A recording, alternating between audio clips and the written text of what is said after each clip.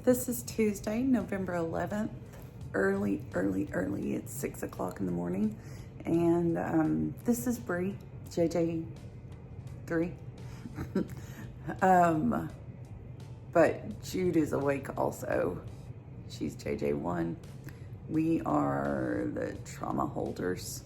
And we just finished a 4:30 a.m. group therapy session with Patch Welling, who works for BetterHelp, I guess, because that's where the group therapy was through. And it was on trauma and the highly sensitive person, aka empath. I highly recommend that group. It was very valuable as far as understanding what that means in terms of our life. Jude is definitely an empath. And I probably am too, being created from her. She internalizes it as sadness and depression, and I internalize it as anger and irritation.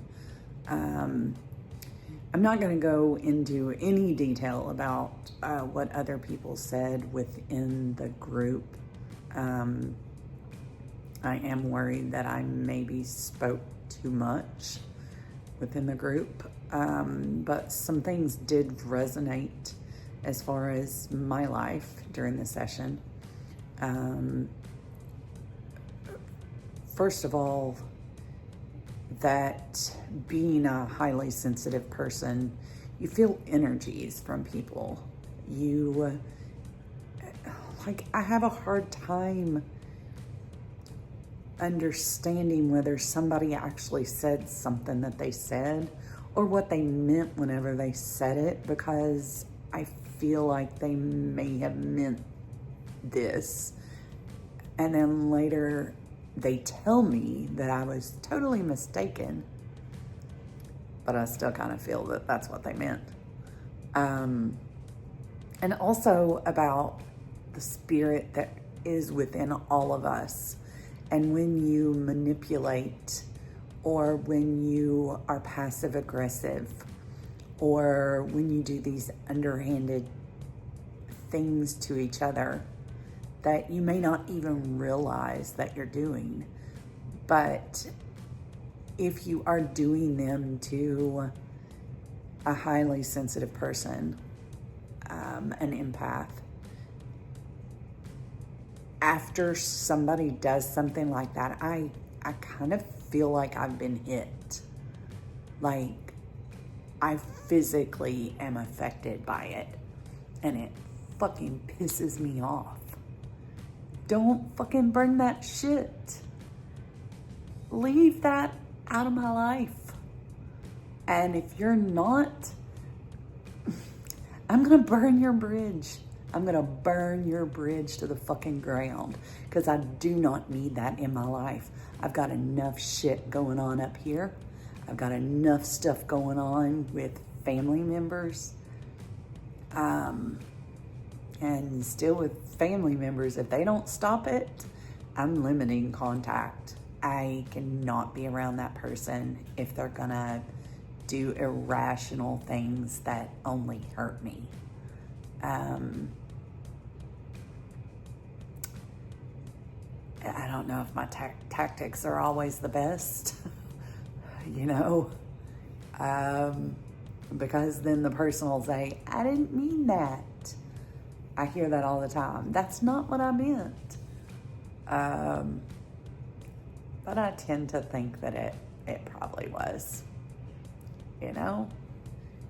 And even if it wasn't, if that person is doing those things and it hurts me, then I don't need to be around that person.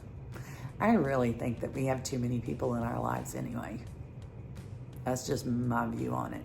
I think that we could do to lose a whole bunch. Like, maybe just stick with family and not even hang out with them that much.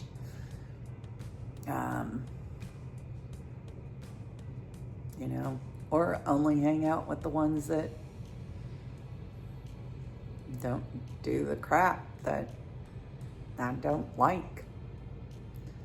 You know, it was said that that you need to be able to dial it down, dial the empath,